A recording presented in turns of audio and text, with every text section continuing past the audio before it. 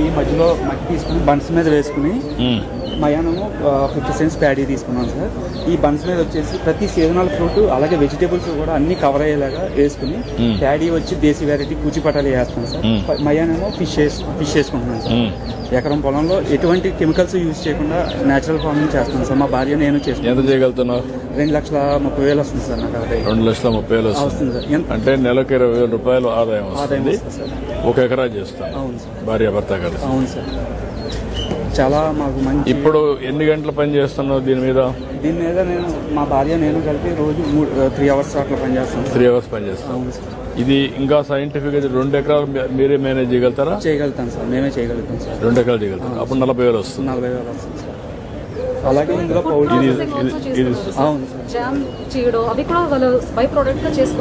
ఇప్పుడు నువ్వు చేసిన దాంట్లో నీకు దీన్ని ఒక 10 ఎకరాలు చేసి 4-5 ఫ్యామిలీలు కలిసి దానికి కావాల్సిన బ్యాక్వర్డ్ ఫార్వర్డ్ ఇంటిగ్రేషన్ మార్కెటింగ్ అవన్నీ నెట్వర్క్ చేసి చేయగలుగుతావు. దానివల్ల లాభం ఏంటి? ఎందుకంటారు నువ్వు 1 ఎకరా చేస్తున్నావు, 10 ఎకరాలు చేస్తావు అనుకో, ఇదే మోడల్. ఒక 4-5 ఫ్యామిలీలు తీసుకుంటావు అనుకో, వాళ్లే పని చేస్తారు, నువ్వు మేనేజ్ చేస్తావు. మేనేజ్ చేస్తే కొంత డబ్బులు వస్తుంది. దాన్ని బేస్ చేసుకుంటే మినిమం నా లెక్క ప్రకారం వాళ్ళకు మనిషికి 20,000-25,000 రూపాయలు ఇంట్లో కూర్చొని ఆదాయం సంపాదించే పరిస్థితి వస్తుంది. ఇద్దరం కూడా భార్యాభర్తలు మేము చదువుకున్నాం సార్. బీటెక్ చేసి జాబ్ కూడా చేసి వదిలేసి ఇక్కడ నిజంగా మీరు నేను అందరం అమ్మని ఇచ్చేస్తారు. వచ్చాక మీరు 55,000 సబ్సిడీ ఇచ్చాక మంచి పేరు వచ్చింది. ఈ మోడల్ కొంచెం వర్కౌట్ చేయాలి. ఇది వెరీ గుడ్ మోడల్. సాయిల్ కూడా సపోర్ట్ చేస్తుంది. సాయిల్ సపోర్ట్ చేస్తుంది. మోడల్ మంచి అట్ట కదా. ఈ మోడల్స్ అన్ని స్టడీ చేసి స్టాండర్డైజ్ చేసి ఇంటిగ్రేట్ చేసి రిప్లికేషన్ స్కేలింగ్ ఈ 2 జరగాలి. అప్పుడు ఎప్పుడైతే రిప్లికేషన్ చేస్తారో, ఇప్పుడు అతను చేశాడు, నాకు ఒక ఐడియా వచ్చింది, మీకు ఆ ఆలోచన రావాలి. 1 ఎకరా చేస్తాను, ఒక 10 acres చేశారు అనుకోండి, క్లస్టర్ కింద చేసి 5-6 మంది 10 మంది పని చేస్తారు. అప్పుడు అక్కడ నుంచి మార్కెటింగ్ ఇవన్నీ ఈజీ అవుతాయి. ఆ క్లస్టర్ అప్రోచ్ తీసుకోవాలి. ఫార్మర్ క్లస్టర్ వర్కౌట్ చేయండి. గుంటూరు మండలంలో 15 మంది ఫార్మర్స్ ఇలా చేస్తున్నారు సార్. I'm very happy. బాగుంది. దీన్ని మొత్తం తీసుకోండి, క్లస్టర్ అప్రోచ్ తీసుకొని స్కేలింగ్ చేయండి.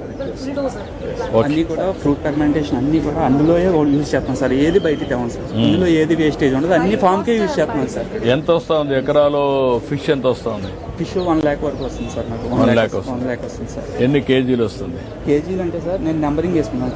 చిన్న ఫిష్ వేసుకుంటున్నాను సార్. అంటే మనకి సీడ్ స్మాల్ ఫార్మర్స్ ఇక్కడ దొరకట్లేదు సార్. ఆ స్మాల్ ఫార్మర్స్ కి నేను సీడ్ ఇవ్వడం కోసం వాళ్ళకి ఎవరీ 40 days కి నేను హార్వెస్ట్ చేసుకుంటాను సార్. 2 inches నువ్వే ఇస్తున్నావు? నేనే ఇస్తున్నాను సార్. స్మాల్ సీడ్ సప్లై చేస్తాను. అవును సార్. అది good. I'm very happy, proud of you sir. వీటికి ఇది వాటికి రెండింటికి సార్.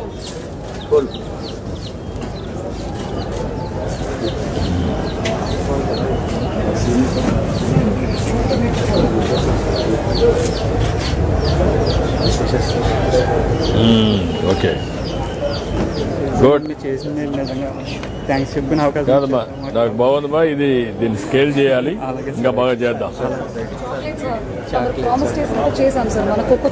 మీరు ఇది చేశారా?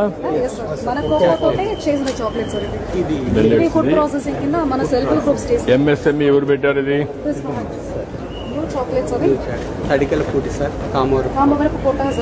రైతులే పెట్టుకున్నారా వేరే వాళ్ళ? Cocoa was brought by them. మన లోకల్ కోకోని కొని వేరే ఏజెన్సీ పెట్టారు సార్. మనం ఎంత చేయగలుగుతున్నారు? ఇది జస్ట్ పైలట్ యూనిట్ సార్. చిన్న ఎంఎస్ఎంఈగా చేస్తున్నారు. ఎంఎస్ఎంఈనమ్మా, ఎంతమంది ఎంత చేయగలుగుతున్నారు? దీన్ని స్కేలింగ్ చేయండి. మొన్న విశాఖపట్నం నేను చూసిన దాంట్లో ఒక కొత్త ఎక్స్పెరిమెంట్ చేశారు వాళ్ళు. C3 కోకో, మీ దగ్గర coconut and also coffee 3 merge చేసి, కాఫీ కావాలంటే కాఫీ, చాక్లెట్ కావాలంటే చాక్లెట్ అండ్ ఐస్ క్రీమ్ కావాలంటే ఐస్ క్రీమ్ 3 మెర్జ్ చేశారు. That is the concept. నా రా మెటీరియల్ ఒకదానికి రా మెటీరియల్. హ్యాపీ అయ్యారు. ఇప్పుడు షెటిల్ గార్డులకు ముందే మినిస్టర్ గారు మీటింగ్ పెట్టి చెప్పారు.